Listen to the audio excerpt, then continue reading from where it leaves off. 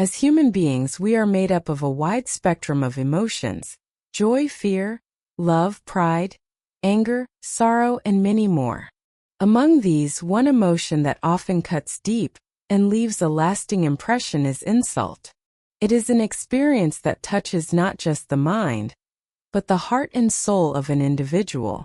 Whether it is a harsh word, a dismissive gesture, or an unfair judgment, an insult can feel like a personal wound.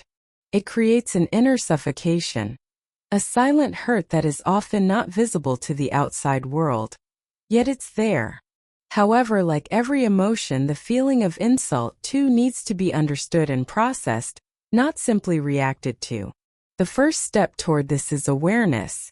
One must be conscious of what exactly they are feeling when they perceive an insult. Is it humiliation, rejection, anger, helplessness, or a mixture of all? When we become aware of our internal reaction, we begin to understand the situation from a broader perspective. Instead of letting the insult overpower us, we start observing it almost like a witness. Insults are not limited to public spaces or strangers. They often come from those closest to us within families, friendships, workplaces, or relationships. They may be spoken or unspoken, obvious or subtle, intentional or accidental. The magnitude of the insult doesn't necessarily depend on how big or small the words or actions are, but on how deeply it is received by the person. There is a powerful and enlightening saying attributed to Lord Krishna: "No one can insult me unless I accept it." This is not just a line of wisdom. It is a profound teaching on emotional strength and self-worth. What it means is that insult, like praise, exists externally. It only gains power when we internalize it. If we refuse to give it space within us, it loses its sting. This understanding is essential, especially for today's generation, children, youth, and adults alike, who are constantly exposed to criticism, comparisons, and unrealistic expectations, both offline and online.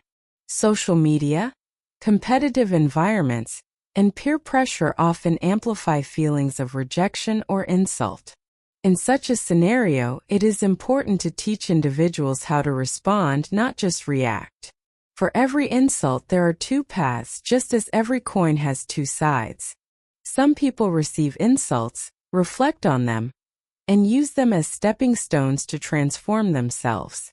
They take the criticism constructively, build resilience, and move forward with more clarity and purpose.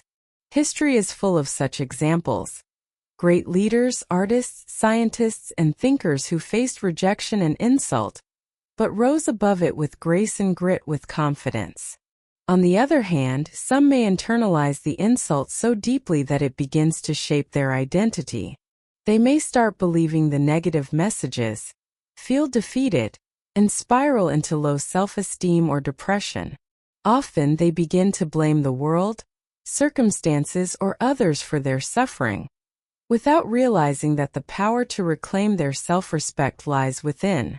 It's important to remember that insult is often a reflection of the other person's state of mind, not our worth and pride.